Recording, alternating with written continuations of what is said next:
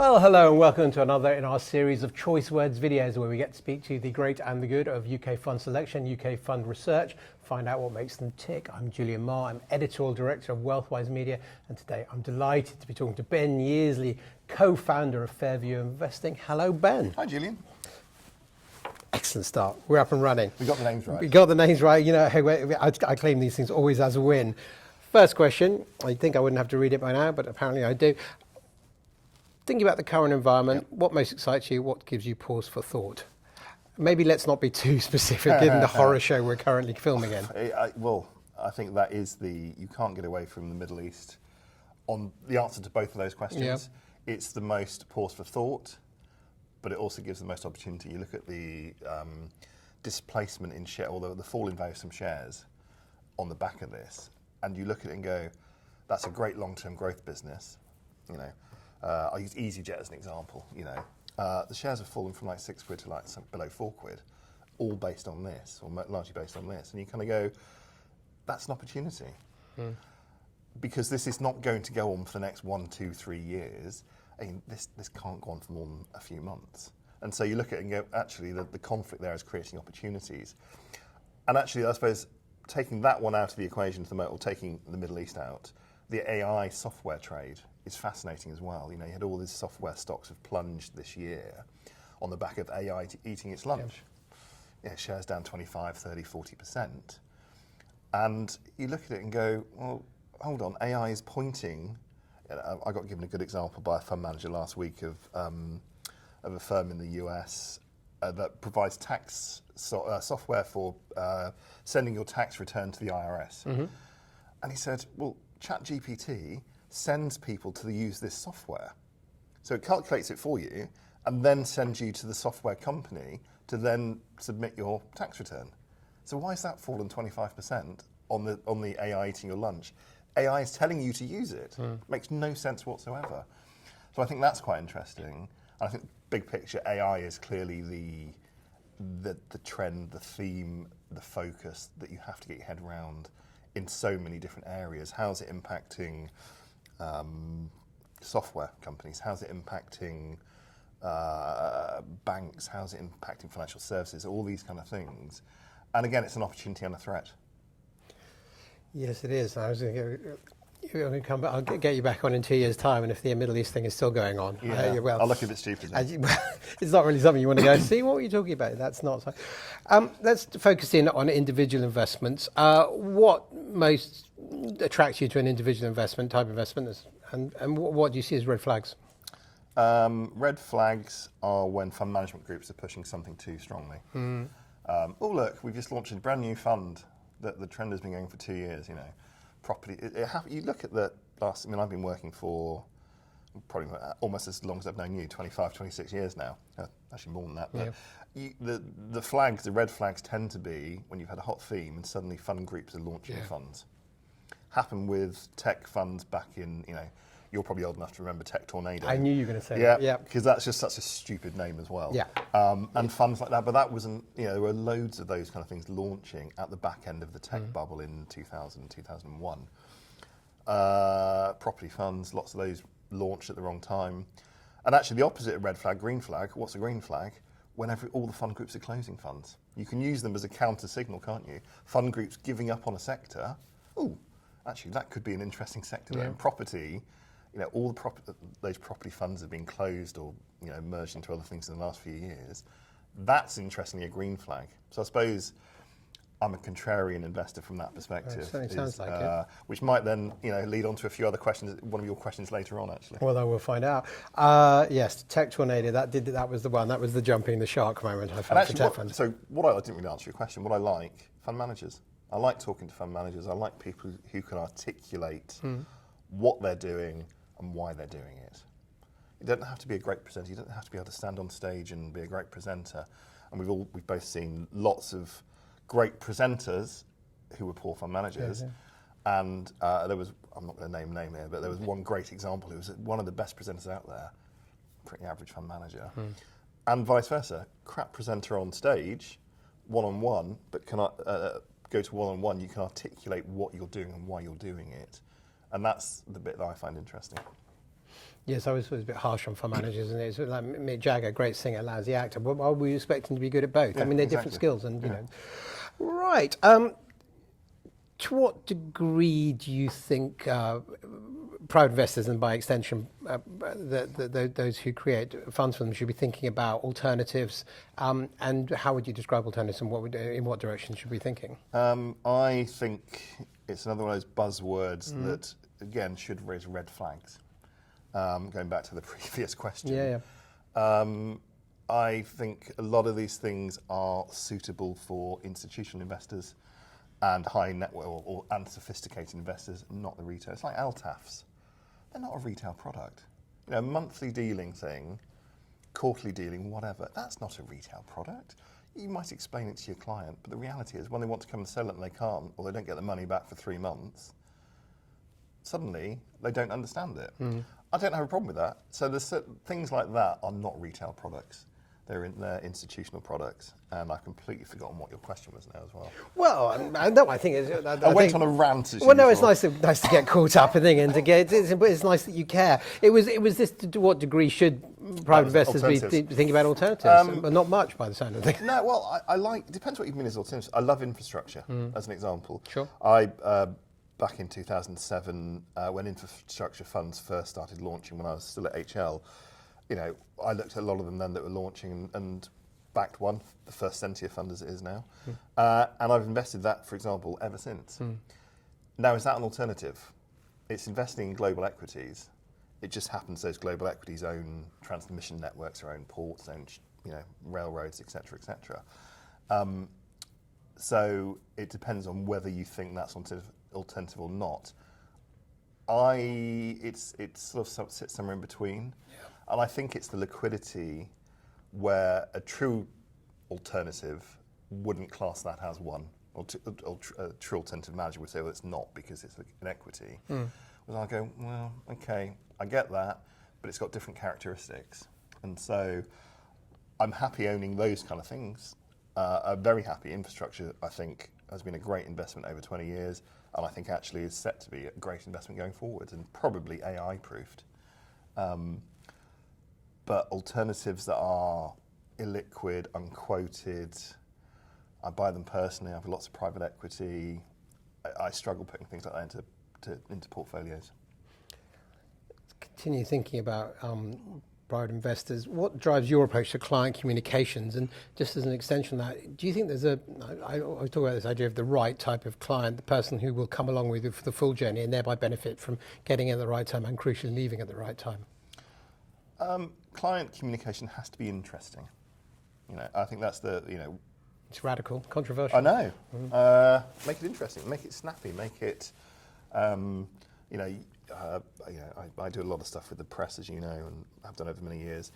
And you strive to make something interesting and easy to understand.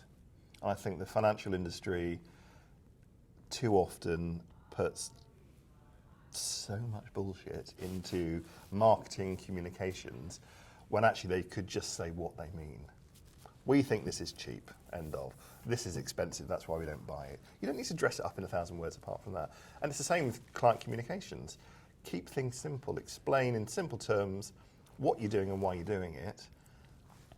And reality is over time, those clients will trust you and stick with you. Good stuff. A more personal question now. If you can remember this far back, what was your path into investment? And what do you think, if you hadn't taken it in alternative universe, what would you be doing now? Path into investment was quite straightforward. I was always interested in shares when I was a kid, randomly. Very sad, sorry. My dad used to buy lots of shares, and I started following shares, buying shares in his name, obviously, from when I was about 12 or 13 or something. And just got a buzz for it and really interested in it. And it was probably all, and I used to look at the careers books at school back when they had books, you know. Right. Careers book, what does a stockbroker do? And I always thought I wanted to be a stockbroker. But that's probably in the traditional 80s sense of a stockbroker, of long lunches and, you know, rather than just the thing doesn't really exist anymore in the same way. Sure. But it was always investing that I was interested in. Took a slight diversion when I decided I fancied doing law, which I found out yesterday. You did as well. Well, we all take these funny Yeah. detours in life. And but that went by the wayside when I cocked up my A levels, and so it was kind of back to almost back to what I first was interested in. And my career is many people probably know, I worked at Hargreaves Lansdown, and I joined when I was 21, sort of 3 weeks after I finished at uni, and from the back of a very small, like a 1-inch size advert in the local press that I saw. Well, actually, to be fair, my dad saw actually about 3 weeks before before I finished uni. Dad said, "Oh, HL are asking for graduates. Why didn't you apply?" I did, and I started off on something like a 3-month contract, and very quickly realised I've thoroughly enjoyed it and stayed ever since. And then did a whole variety of things. Worked with Mark Dampy, who's obviously well-known retired now, but worked with him for 10 or 12 years, and everything kind of went from that very early. It was either 1 month or 3 month long contract.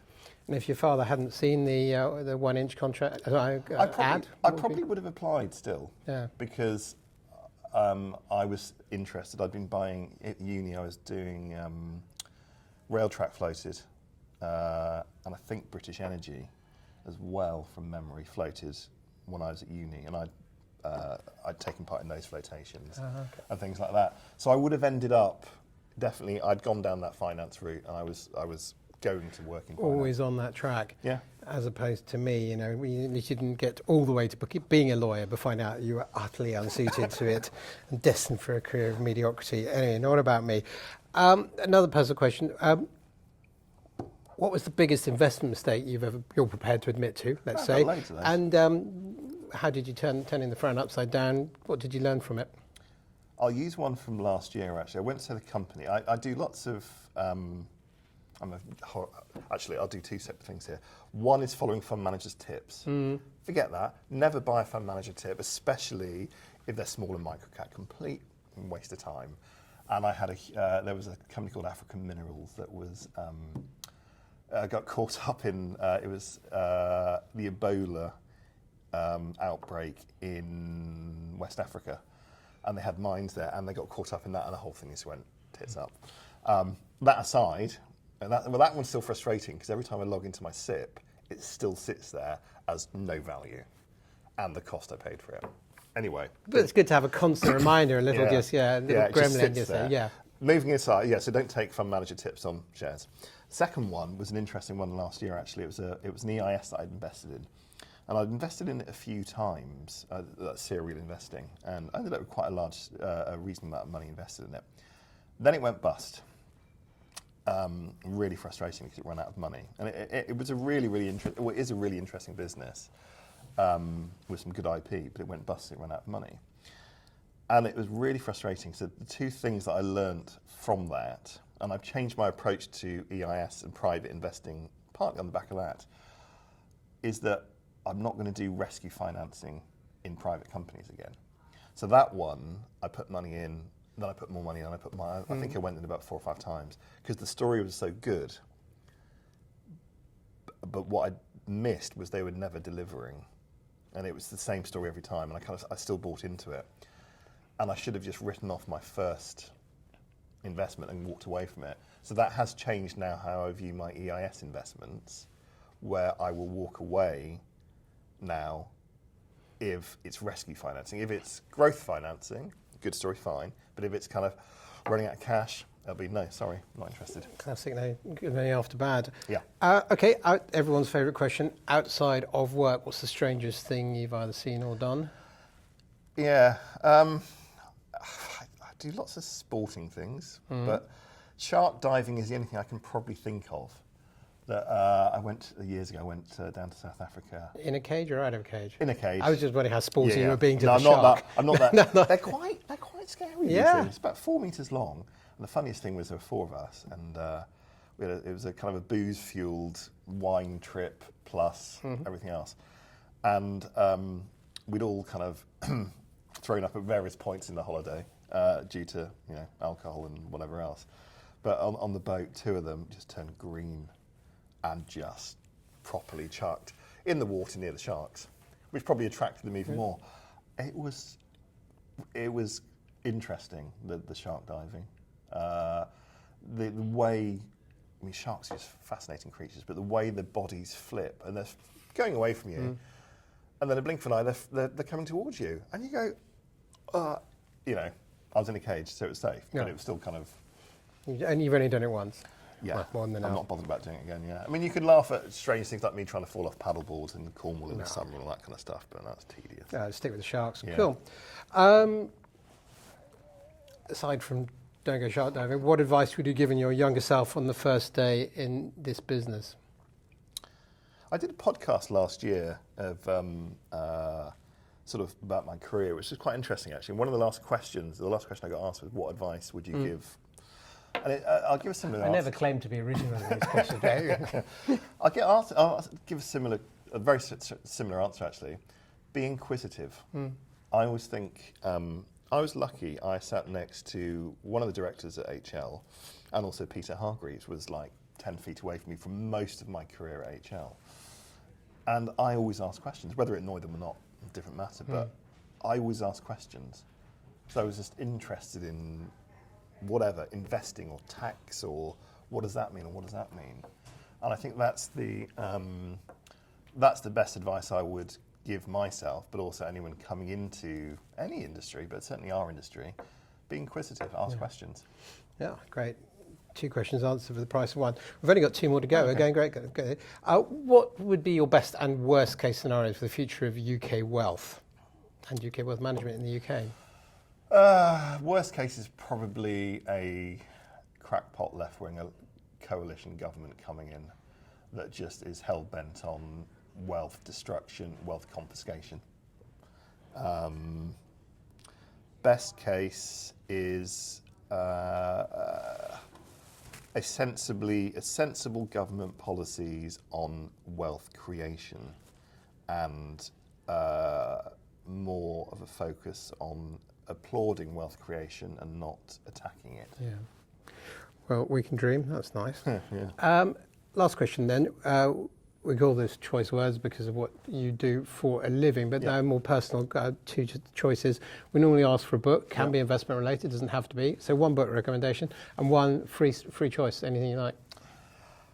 Okay, I didn't know. Yeah, so book recommendation, Peter Lynch, One Up on Wall Street. I don't read many investment books because they're serially dull.